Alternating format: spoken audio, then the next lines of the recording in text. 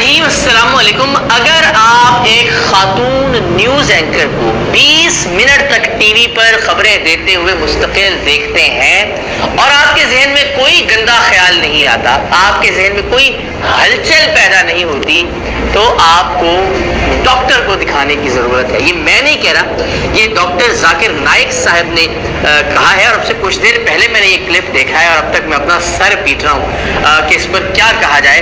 عورت کو دیکھتے ہو میک اپ کے ساتھ، اس کے دماغ میں کچھ نہیں ہوتا ہے تو ڈاکٹر کے پاس جانا چاہیے، کچھ پرابلم ہے آدمی میں۔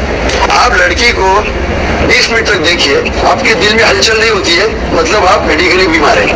بہت صحیح، اس کا مطلب کہ ڈاکٹر ذاکر نائک اگر 20 منٹ تک کسی بھی خاتون کو میک اپ میں دیکھتے ہیں ٹیلی ویژن کے اوپر، وہ کوئی ڈرامہ نہیں کر رہی، وہ کوئی فلم نہیں کر رہی، وہ ناچ نہیں رہی، وہ گا نہیں رہی، اس نے کوئی بیہودہ لباس نہیں پہن رکھا، ایک نیوز اینکر جو ایک مناسب کپڑوں کے اندر ہوتی ہیں، انہیں دیکھ کر اس کا مطلب ہے ڈاکٹر ذاکر نائک کے ذہن میں گندے خیالات پیدا ہوتے ہیں۔ بسم اللہ الرحمن الرحیم۔ ڈاکٹر صاحب نے ایک بات کہی تھی کہ اگر ایک آدمی کسی عورت کو 20 منٹ تک دیکھے، کسی نیوز والی کو، اور اس کے دماغ میں کوئی خیال نہ آئے تو وہ آدمی اپنا علاج کرے۔ تو بعض لوگوں نے ان کی اس بات کو لیا اور ان کے اوپر تنقید کی۔ میں کہنا چاہتا ہوں کہ ڈاکٹر صاحب نے بات بالکل درست کی ہے، کیونکہ قرآن میں یہ حکم ہے مردوں کو کہ اپنے نظروں کو جھکائیں، عورتوں کو بھی حکم ہے کہ اپنی نظروں کو جھکائیں۔ وہاں کوئی تخصیص نہیں ہے،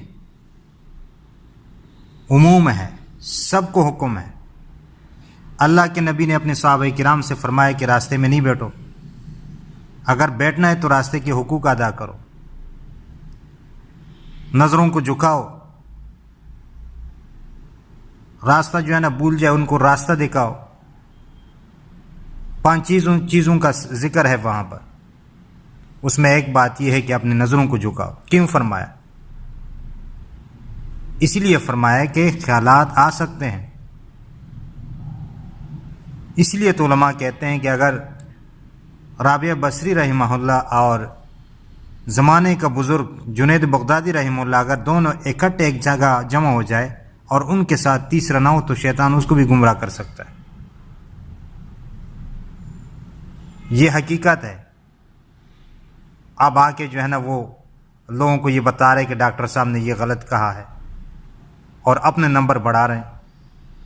اس نے یہ بات بالکل درست کی ہے۔ ہاں، اگر کس کے اندر یہ چیز نہیں ہے تو وہ اپنا علاج کرے، بالکل، کیونکہ ڈاکٹر صاحب نے جو بات کی ہے وہ مردوں کے حوالے سے کی ہے، ہجڑوں کے بارے میں نہیں۔ اگر کسی میں نقص ہے تو وہ اپنا علاج کرے۔ ہمارے ہاں ایک عالم صاحب تھے، اللہ ان پر رحم فرمائے، وہ فوت ہو چکے ہیں۔ اس کے پاس ایک شخص آیا، اس نے کہا مولانا صاحب آپ مجھے بتائیں کہ ایک کمرے میں ایک خوبصورت لڑکی ہو اور دوسرا آدمی اس کے ساتھ رات گزارے لیکن اس کی طرف نہ دیکھے اور اس کے پاس نہ جائے، تو آپ بتائیے یہ کیا ہے؟ تو وہ عالم صاحب نے اس کو بتایا کہ یہ ہجڑا ہے۔ اس نے کہا واہ مولانا صاحب نے بات کیسی کی، یہ تو متقی ہے۔ تو مولانا صاحب نے اس کو کہا کہ بھئی جب آپ کو پتہ ہے کہ متقی ہے تو پھر مجھ سے پوچھنے کی کیا ضرورت ہے؟ تو ایسے بھی لوگ ہوتے ہیں۔ اب اس نے جو ہے وہ تنقید کیا اس کے اوپر، اور اس کے علاوہ شاید کوئی اور لوگ بھی ہوں گے، لیکن اس کی بات میں نے سن لی ہے۔ تو ڈاکٹر صاحب نے بالکل صحیح بات کی ہے۔ قرآن کا حکم بھی یہ ہے، حدیث کا بھی حکم یہ ہے کہ نظروں کو جھکائے۔ تو اللہ تعالیٰ سے دعا ہے کہ اللہ تعالیٰ ہمیں دین سمجھنے اور اس پر عمل کرنے کی توفیق عطا فرمائے۔ آمین ثم آمین یا رب العالمین۔